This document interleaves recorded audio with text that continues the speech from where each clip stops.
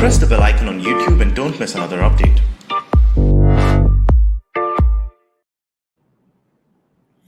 महेश मधुर जी, आपको बहुत बहुत धन्यवाद सदा की तरह. You are very kind. Your support is invaluable.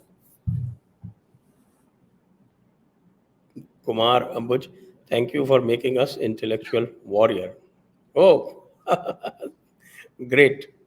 Become an intellectual warrior. Then Fidel Insight. Today saw fourth case of Parsi girl with M partner in last 2 years. Not normal. Can we get video and data on Parsis marrying outside faith? Well, they got secularized, and anyone who becomes secular and becomes inclusive while there are exclusive faiths around is going to beat this fate, because exclusion and inclusion means inclusion is going to die out. As simple as that. Thanos, why our gods and goddesses are depicted in white skin in dramas, arts, etc. Is it the result of a subconscious acceptance to AIT in our culture? Well, would you like to say, or shall I start by passing a couple of comments on that? Yes, sure. Please go ahead. See, in the first place, depiction of one of our murtis is done by an artist. If you look at the ancient carvings in Hampi or any of this, they're all black stone. So the idea that they're all depicted white itself is questionable. But it is true that nowadays, when you find photographs and pictures and paintings, they generally tend to be depicted white. And this is not acceptance of AIT. This is acceptance of the idea that white is superior, which came to us from the colonizers. This is the thing. And unfortunately, my biggest regret is I was on the internet right way back in 1997, 1998 in India. But I have no record. And there was one paper which spoke of how people in Kashmir were shocked by somebody who came with white skin. They said, who is this fellow who's got such white skin? So, but unfortunately, I'm unable to locate it now. So the skin thing has been introduced, and we have, as usual, they've given it to us. We have swallowed it, and we have internalized it. And now we say, and we are not racist at all. See, we do see if you look at our marriages, yeah, you do find some people say, the girl is supposed to be fairer than the boy, but you do find a lot of couples where the girl is fairer, the boy is darker, and we only talk white. We're not really, compared to white people, we're not really fair, and we've just internalized this idea that white is great. That's all. So to that extent, I think. And I would make a factual correction. And the factual correction is that both the 8th and 9th avatar, including the Purna avatar, Sri Krishna, they are both dark in our lore. His name is Shyam Sundar. Krishna means dark. Krishna means dark. And even Rama is depicted as dark. So I don't know where this is coming from. And Abhijit, please say what you want to say. I just make a small comment after that. Yeah, go on. Yeah, thank you. Yeah, I just wanted to mention that if you look at the paintings in the Ajanta and Ellora caves, you will find depictions of people who have significantly dark skin, and dark was considered beautiful. It's only after the Turkic invasions that this mentality of ours began to change. We started seeing these fairer skinned people as superior to us. That was smashed into our heads over several centuries, and especially after the British came and colonized us, it became, I think, more deeply ingrained in us. So there are people in India who today believe that white skin is superior, and we see symptoms of that way in various places. But our ancestors had none of that nonsense. We in the Ajanta and Ellora caves, you have beautiful cave paintings there, and the women and men are all depicted with significantly dark skin. So this thing is not something that has always been with us. It is the result of invasion, occupation by foreigners, and mental colonization. That's all. It's a recent phenomenon. We need to deprogram ourselves and go back to who we really are. Just one comment. I have a very good friend who he's an Anglo-Indian who lives in Coimbatore. And he once pointed out a particular community. He said that their skin complexion is so dark, it almost appears blue. I thought that was a very interesting comment. He said, that particular shade of maybe that very dark skin combined with redness from the blood or the venous circulation, the blue veins, gives a very slight blue tinge in bright. So, this could be something. I thought that was very interesting. But, that's it. I just wanted to make that comment. Next. Very interesting. Karan Shingarapure, I am multilingual and I personally observe that if you're good at Sanskrit, especially vocabulary, you can understand all Indian languages. Your thoughts on this? Jai Hind. I mean, that's something that is self-evident. Anyway, any comments? Yeah, sorry. Abhijit, do you want to say? I have a comment. Yeah. Please go ahead, sir. Please go ahead. You start, sir. See, one of the sad things for me is, I grew up in the 1960s. By end of early 71, I finished school. It was the amount of Urdu that got mixed in with Hindi. Now, what happens is if you speak a language in South India like Kannada or Malayalam or Telugu, there are a lot of Sanskrit words, and you would be able to follow, for instance, Bengali or even Marathi and a lot of other languages. You could. Hindi also is very good, provided it's Sanskritized Hindi. Once you start, having all the Urdu words mixed up, like Mohabbat, Tabassum. Hindi has been spoiled by the Bollywood. Yeah. And it is this Hindi that looks like imposition in the South. This Hindi that is full of Persian and Urdu words that looks like imposition. You remove that, then a lot of South Indians are just going to be able to understand Hindi. And this is how it is. Oh, quite right. The next, Stalin Sampras. Abhijit, you say Dravidian language family is false, and there's no difference between NI languages and SI languages. That is not true. Stalin, you've got to give your argument, not just make an assertion without an argument. Yeah, precisely. If you make an assertion, you have to back it up with some evidence, with some data. You cannot just say you are wrong, I am right. I mean, come on. That is a dogmatic argument. That's the Abrahamic way. So Abrahamic way, precisely. Since you write Stalin, so Stalin also, Marxism also is an Abrahamic religion. No. So if you make a claim without evidence, I can dismiss it without evidence. That's it. End of story. Yeah. The problem is, this particular question, it is an internalization and digestion of something the white people told us. Okay. Yeah. And this is ignorance. And also, if I may say so, with respect, I don't know. The name Stalin I have found very common in Tamil Nadu. So likelihood of a Tamil speaker not knowing Malayalam, Kannada or Telugu is very high. If you know Malayalam, Telugu, Kannada, you know how much Sanskrit is there. We are also the so-called Dravidian, a word that I don't like, a word that has a racist origin. We speak South Indian languages. There are very close connections, different family of languages. You need to understand how the thing is, if you look at mixtures of languages, you look at Greek and German. Greek and German have up to 40 to 60% non-Indo-European or non-Sanskritic words. Okay? But they are all Indo-European languages. And you look at Kannada, Malayalam and Telugu, they are full of Sanskrit words, but they are Dravidian languages. Who made up these nonsensical theories? Who made up these theories? Thank you. Okay. Somebody requesting us to speak in Hindi. Well, a Hindi question will be answered in Hindi. If the question is in English, then we have to answer it in English.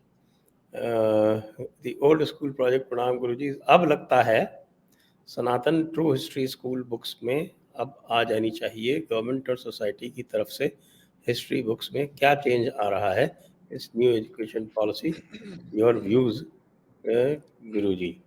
आप में से कोई लेना चाहेगा इस प्रश्न को? आप बताइए, नहीं तो मैं बात करता ही रहूंगा. आप बोलिए. नहीं, देखिए हमारा जनरेशन तो फेल हो गया. मेरे माता पिता के जनरेशन ये नहीं किया, हम भी नहीं किए. आप अगर नौजवान है तो आप करना पड़ेगा, आप ये चेंज करना पड़ेगा. नहीं हो रहा है अभी तक. गवर्नमेंट कह तो रही है बहुत कुछ, लेकिन मैं 35-40 साल ब्यूरोक्रेसी में रहा हूँ और मुझे ये पता है कि ब्यूरोक्रेसी जो है उसको थोड़ा बहुत सुधार नहीं करेंगे तो वो सब जाके अल्टीमेटली सब फेल कर देती है जाके चीजें. Next is Srinivasana Sundar Raghavan. The Kanchi Shankaracharya cautioned that because of importance given in Sanskrit to preservation of pronunciation, dating of old Rigveda could be 100 times deeper into the past as it does not corrupt easily. Oh, that's phenomenal. I have a, sorry, as usual, I have a comment on this. Yeah. A lot of this linguistics has been done on, things have been done about pronunciation where these Westerners cannot pronounce half the words. And pronunciation is very, very important. And you know that nowadays the only part of linguistics that is accurate is what is called as neurolinguistics. Neurolinguistics is how the brain, controls the tongue and the voice and all that. This seems very complex. But just look at what you've learned in school. Okay? A, I, E, U, Ka, Ka, Ga, Ga, Na. Okay? Ka, Cha, Ta, Ta, Pa. What is Ka, Cha, Ta, Ta, Pa? Have you learned the concept of the consonants in Hindi, in Devanagari, in Ka? Ka is at the back of the throat. Cha comes forward. Ta in front. Ta, Ta, Pa. So you have it is a brain to throat connection. Ka, Cha, Ta, Ta. It's coming from. This is linguistics. This is neurolinguistics. This is about pronunciation. Where in Ka, your tongue is pressing at the back of your throat, and in Pa, it's your lips. Okay?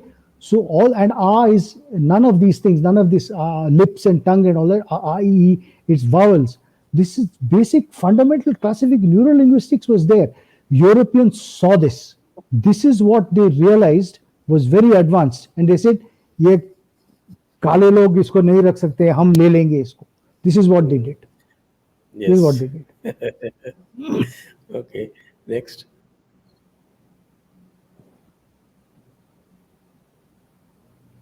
Next.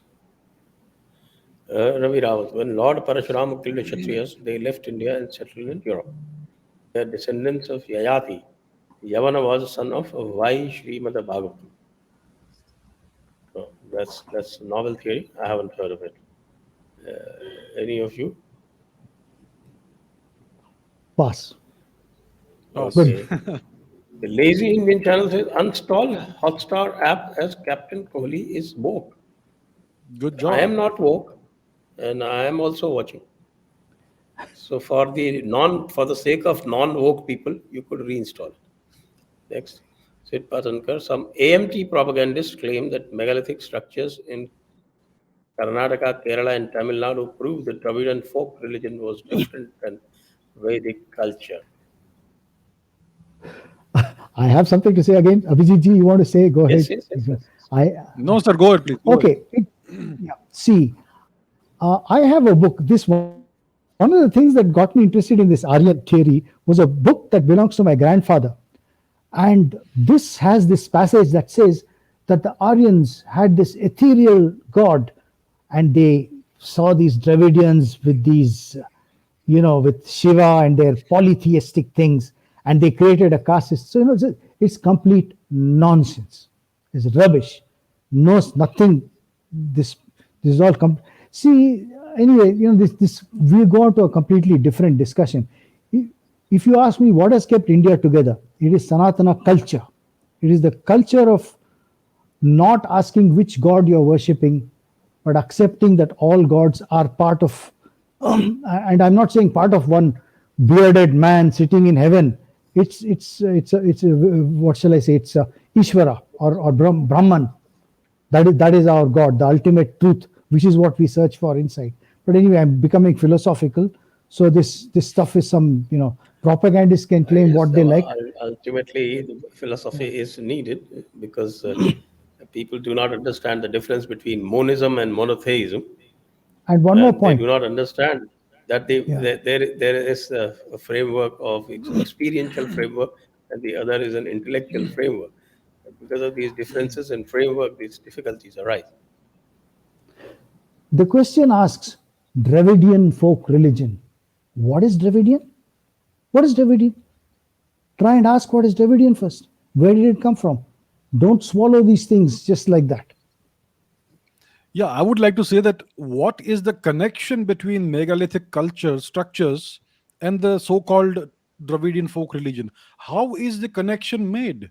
How do you know that this is something that is a manifestation of some imaginary Dravidian folk religion? We have a megalithic structure, and we have these structures throughout India. Like I said, India was settled 70,000 years ago. So we will have megalithic structures and structures of all kinds. How is the connection made between a structure and something that is a very much more recent manifestation of culture? And we don't even have a Dravidian folk religion. If there is a Dravidian folk religion, what are the tenets? What are the precepts?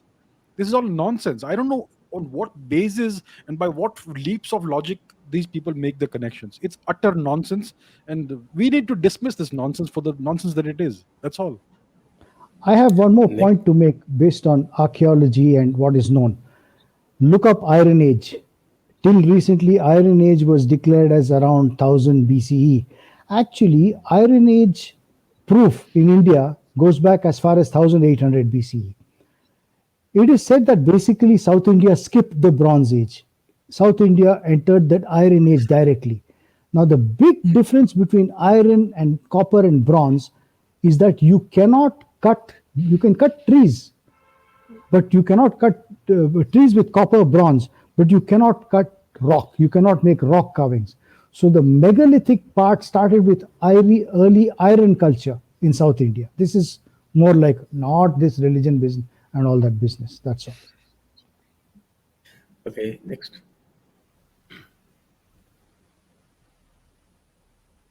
Again, Stalin. Lol, if you know any SI language, then count from 1 to 10. You will know the difference. All these Sanskrit words are loan words. We have somebody who speaks an SI language, and that's sitting right in front of you, Dr. Shiva Shastri. So he will take you on. Yeah. See, there are differences in language. There are basic differences in. If you tell me why are there differences in the so-called Dravidian languages? 1 to 10 is just one of those things. Okay. Why are the differences there? Why are the thing is there were several languages in India, including in South India. They've all mixed up. This is what has happened. What is the word for it? What is the word for Sprackbund? It's a linguistic area of mixture. It is not a separate family of languages. Loan words. If you start talking about loan words, German and Greek are not Indo-European languages. You have to show me how German and Greek are Indo-European languages. If you can say that South Indian languages are not Indo-European languages. If you have not read enough about linguistics, don't bluff. This is what I'm saying. You're In bluffing. any case, my impression is that Stalin is more about making assertions than seeking any genuine information. And that's what seems to be the case. Dangal, sir, I asked my Tamil friend, mom, history teacher, why there is no mention of AIT in Tamil Sangam. She said, Stalin government, going to find it. They're gonna invent it. Yeah. That's the problem. If you look at the Sangam literature, it speaks about the entirety of Bharatvarsh, from the Himalayas to the southern sea, to the southern ocean, the Indian Ocean. It talks about the entirety of India. It even talks about lands beyond the Himalayas, north of the Himalayas, and it talks about the Vedas and all that. So Tamil Sangam literature is not some imaginary secular literature. It is Indian literature. It is very much part of the overall Indian cultural continuum. And if they are going to find something which has not been found, it means they're going to invent something. Right now there are certain archaeological excavations happening in places like Kiladi, Adi Chellanur, various other places. People are trying to invent stuff there. There was some missionary who was caught with fake artifacts, fake archaeological artifacts, and so on. So this is happening right now. They are trying to invent a new kind of history, and I think our institutions, ASI, government, etc., need to be cognizant of this, and they need to take care of this nonsense. Okay, next. Manish ji, Sanjay ji, आज आनंद आ गया. धन्यवाद सभी को. धन्यवाद आपको भी, Manish ji. Stalin Sampras, even 400 years before British came to India, 11th century, Karnataka, Lord Basavanna died fighting socialism. This guy, please. Correct. No, yes, yes, yes, yes, yes, yes, yes. Correct, correct. Yeah, this is very nice, very nice. He's a Lingayats Marxist. still. Yeah, no, I want to point out one thing. Are Lingayats still there in Karnataka? Yes. Are there Jews in India? Yes. Are there Jains in India? Yes. Are there Sikhs in India? Yes. Who is trying to change all these people and convert them to Christian or Islam? Okay? Yeah, Baswana may have died fighting social discrimination. Okay? But he was not trying to prove that every other person is different. See, here on the one hand, you're trying to say that one language is different. Okay, you're actually splitting. You're trying to split one language away, and then you're saying, "Oh, Botswana died because he was trying to bring people together." I mean, this is complete. This is nonsense. How can you say we are different people, but we are trying to Botswana died trying to bring people? Why can't you accept that everybody is the same and that everybody can survive together, and not that we Dravidians are different, these guys are different? Just count in South Indian languages. I don't agree. I don't agree with you. Anyway, next.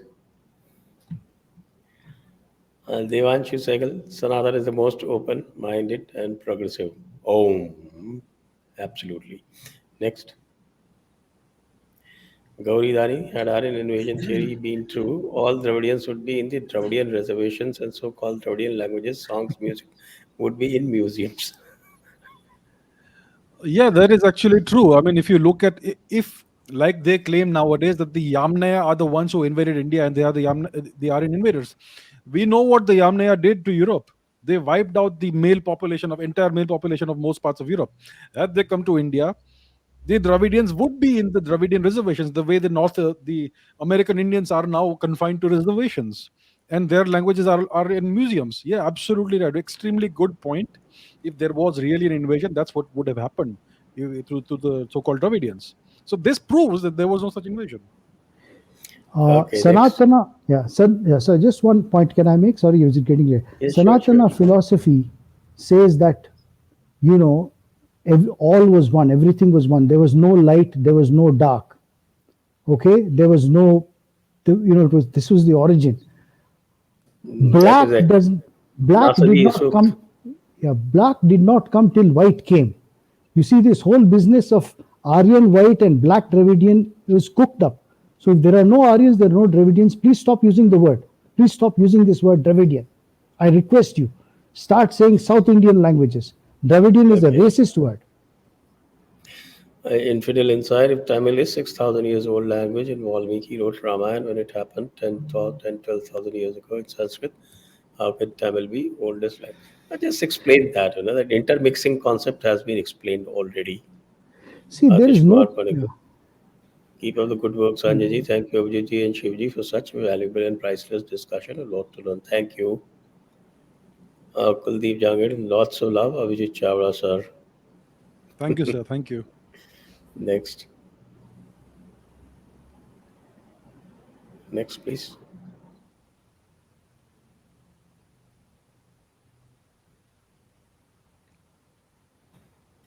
Sabarish Narayanan, what's the reality about beef consumption during Vedic times and was non-vegetarian diet common among Brahmins? Abhijit, I think you have a take on this? Yeah, yeah, it's an interesting question. There are some scholars who claim that according to the scriptures there were very rare cases in which cattle would be slaughtered in the manner of an offering to the gods. So some scholars are claiming that. There is also another aspect to this. There is a recent research paper based on the contents of a pot or a couple of pots found in, I think, somewhere in the somewhere in Saurashtra, I think Saurashtra or Kutch. So that is part of the Sapta Sindhu region, so the Harappan civilization. So they found a pot there in which they did chemical analysis of the contents of the pot, and they said they found fat residue from a bovine animal, and that they have claimed is the evidence that the people of ancient India, of the Harappan era of our civilization, they used to eat beef. They have made the claim. So the thing is this: even milk, if it coagulates, is going to give the same lipid profile as the fat of the animal itself. And secondly, if it is the fat of a bovine animal, if meat was cooked, it could have been buffalo also. Even today buffaloes are offered as sacrifice to goddess Durga in some cases. So there is no conclusive evidence that that cattle or cows were eaten, beef were eaten during the Vedic times. Some scholars of Sanskrit are putting across the idea that maybe some scriptures in very rare cases allowed cattle slaughter as sacrifice to the gods, but I am not quite sure of that. I think Can I make? it's not yet proven yet. I have two comments to make on this particular subject. One thing is when you look at old animal bones and you find cut marks on old animal bones, that the meat has been taken off that, and the presumption is that meat eating has been there among a group of people. We don't know their jati or varna or anything like that. Meat eating has been there among humans. So in India also, I don't think that is an issue.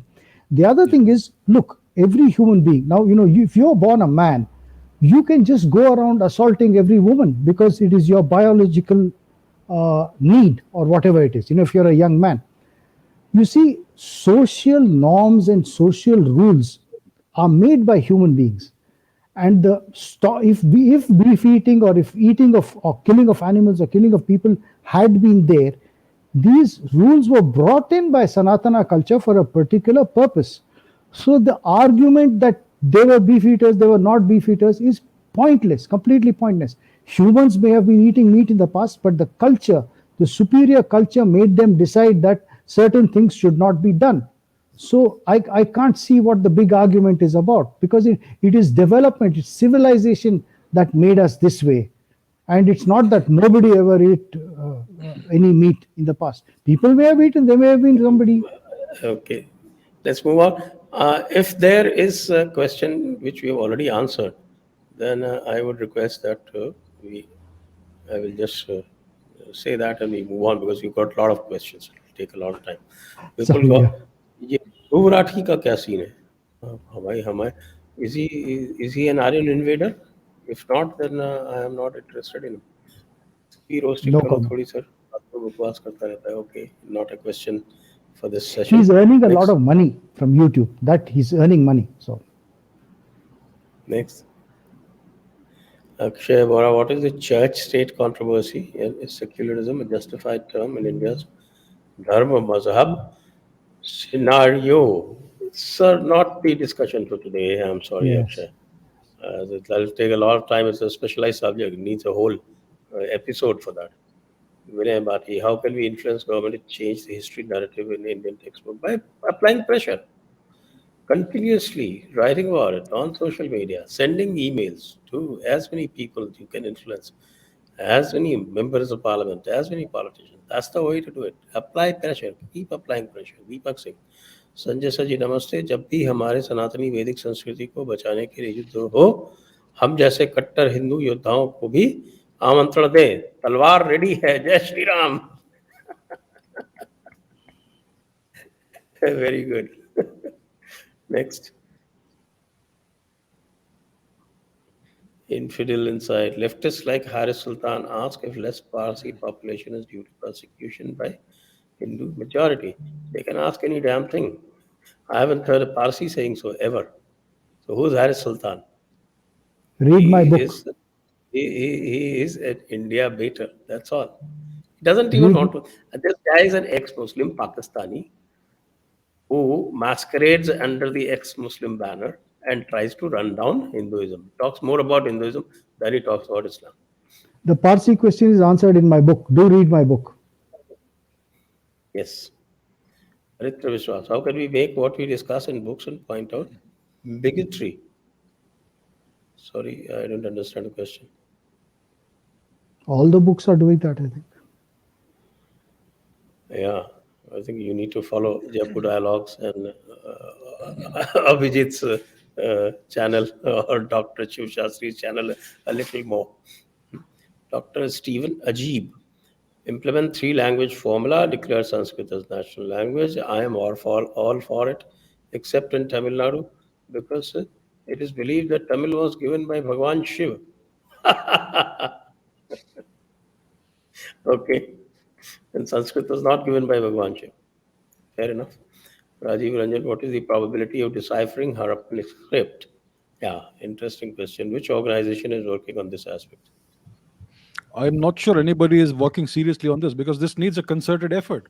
In the past, many people have claimed to have deciphered the script. There was this individual called Iravatan Mahadevan who put across an entire corpus of literature. I have actually studied the text. It is absolute nonsense. It's garbage. There is no logic to it. He just invents claims that, this symbol means this thing in Tamil. On what basis does he make the claim? There is no basis. It's just in a figment of his imagination. Anyway, right now the probability seems to be low because nobody is working on it. I think we need to bring in machine learning and other such algorithmic processes into trying to decipher the script. And it is also quite likely that the Harappan script, the old one, may be the ancestor of the later Brahmi script. So we need to do some comparative morphological analysis and so on.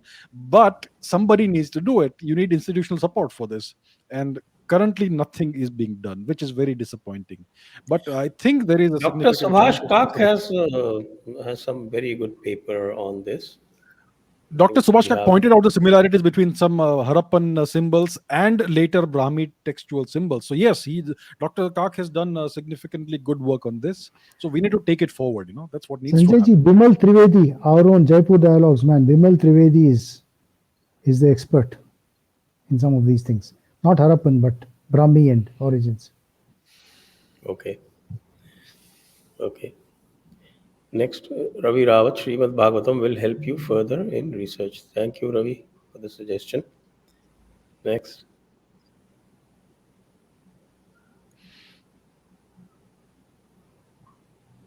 Pankaj Parmar, sir, what is the influence of Sanskrit on languages spoken in Eastern countries, specifically Japanese? Any idea? I have heard of some connections, but I can't offhand say it. One needs to. The references are there. There are definitely some connections. Interestingly, speaking of Eastern countries, did you know that, for instance, Irrawaddy River is Airavati River. Irrawaddy in Burma is Airavati, and Mekong is supposed to be Maganga. So we have a lot of connections.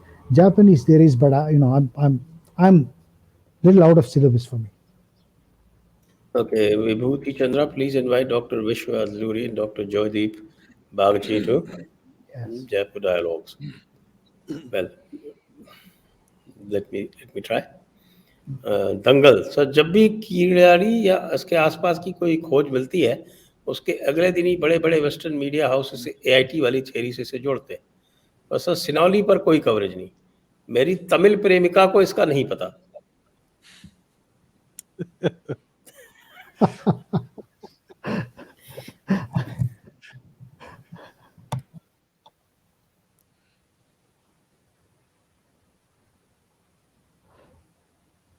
So what do you say to this? क्या बोलूं मैं? ये तो clean bowled कर दिया आपने दंगल जी। इसका तो हमें कोई जवाब ही नहीं सूझ रहा है कि वो तमिल प्रेमिका को क्या बोलेंगे। तो आप बताइए, तमिल में कुछ बता दीजिए तो बोल देंगे वो।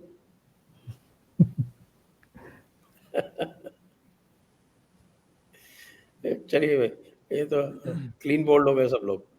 Devanshu Sehgal, what efforts can be made to bridge gap between the north and the south of India? Can a hybrid of Tamil and Hindi languages can help? Sanskrit can help. Everybody is ready to accept Sanskrit. At least till some time back. Next. For all my three questions, your answer is I am liar, LMAO, such intellect. Besides, Basavanna died while trying to do intercaste marriage. Brahmins killed him. What to tell this guy? No, he's the truth. He knows everything. Why ask questions? Why are you asking questions if you know everything? Why don't you do your, Stalin, I suggest you do your own YouTube thing. Yeah, no, you write a book. No, the thing is, there is a thing called a difference of opinion. Okay, there can be a difference of opinion. You want to impose something, then it is your ideology that you are trying to impose. If I don't agree with you and you don't like it, there's nothing I can do about it. It's not my problem if you don't like it. We have a very serious difference of opinion. And if you want to keep asking questions, by all means, you're not going to get any agreement with this. Please do carry on. There's no problem. And since you have pointed out our intellect, I would say your IQ is less than 75. Next. Kaustubh Soman. Aryan Dravidian theories are as false as Aryat Khan's claims in the courts.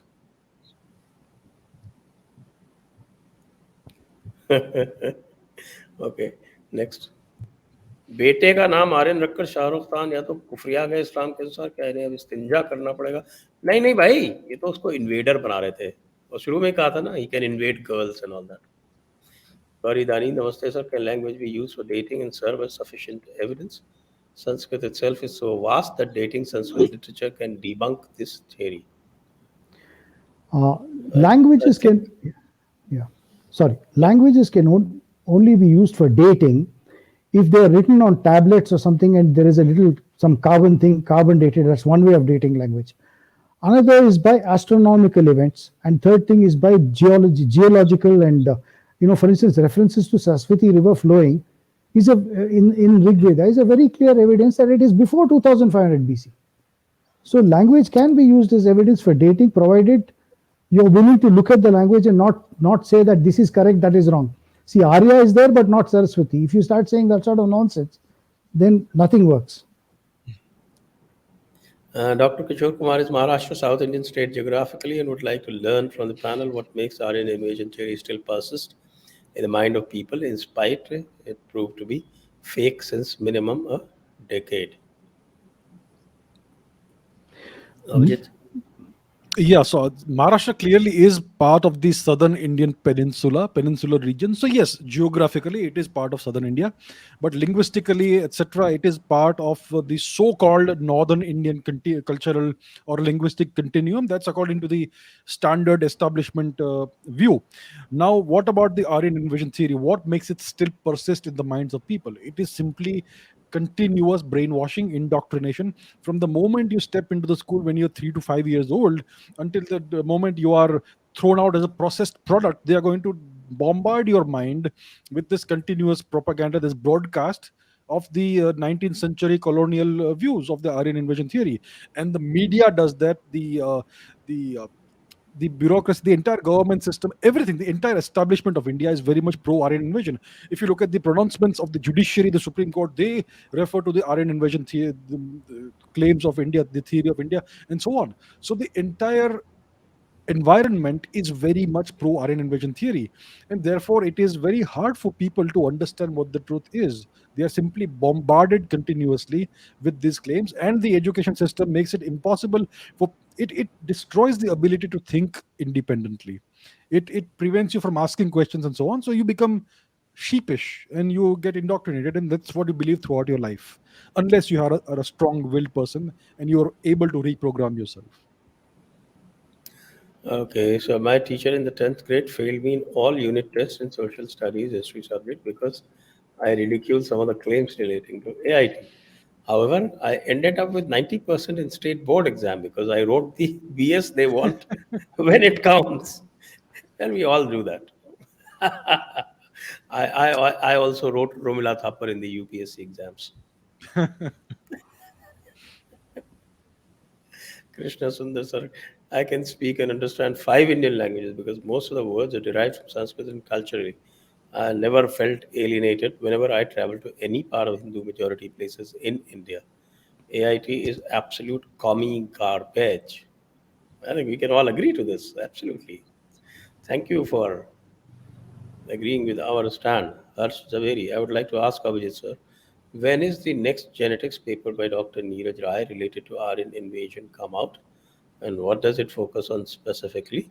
Rakhi Gadi, Sinoli, his last one debunking the step DNA, came out in September 2019. So I think they are working on a number of papers. It's not just one paper. I will need to ask him when is the R1 paper coming out, because that is what we are awaiting. That's what I am waiting for. We all know that the R1 haplogroup originated in India, but we need to establish it conclusively with data. So that is the next big thing that I am awaiting. So I think I will have to ask Dr. Neeraj Rai and ask him when tentatively, roughly, it's coming out. I think it should come out hopefully in this year or next year. It's a process that one has to go through. Academic publishing is a long, drawn-out process. The the publishing process, the approval, the vetting, etc., that can sometimes take more than a year, especially if you're going against the flow and you're trying to disprove what the establishment consensus is like. So you do run into a lot of resistance, so it may take a little bit of time, but I'm hoping it will happen soon. Okay. There is another question that's come up. What's your take on Mr. Oak's date of 24,000 old Veda? Well, I have a take in the sense that Nilesh Oak has put forward an assertion and has put forward his claim and assertion and his submitted evidence. Now, nobody else has put another claim, but people are trying to disprove it without counter evidence. So that is problematic. Of course, corroboration is required, but he is doing it scientifically, and the people who are trying to disprove it are not doing it scientifically. In fact, a lot of them, especially his Mahabharata dating, I invited them on debates with Nilesh Oak. They all slip away. They make some excuse or the other. They just don't want to come face to face with him. Whereas he is always ready to come face to face with anyone who is challenging him.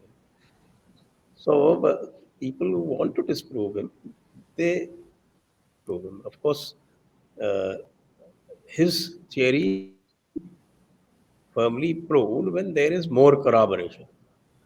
But definitely he has put forward a claim, he has put forward assertions, he's done it scientifically. So that's where it stands. Just one, if I just may add one point, I won't take too long. There is a lady called Rupa Bhati who Yeah. also works in concert with Nilesh Oak, and she's a Sanskrit scholar, and she has shown some great astronomical observations. She is not so well known as Nilesh Oak, and you need to take her work as well because she's proved it. And if you read David Frawley has shown post-Vedic texts with dates going back to 6,000, 8,000 BCE. So if there is a text that comes after the Vedas that's 8,000 BCE, you're talking about something that is earlier. Whether it goes to 24,000 or not, by all means, look at it. If you can disprove it or prove it, go ahead. You should do it. Okay, namaste, sir. Sorry, the talk glorifying Sufism is not the solution, but acceptance of cult slavery. Please invite String Vinod on our channel. Thank you. With that, we come to the end of this question. A very long session. Thank you, Abhijit. Thank you, Dr. Shivashastri. Thank you. Jai Hind. Vande Mataram. Thank you. Vande Mataram. Vande Mataram. Press the bell icon on YouTube and don't miss another update.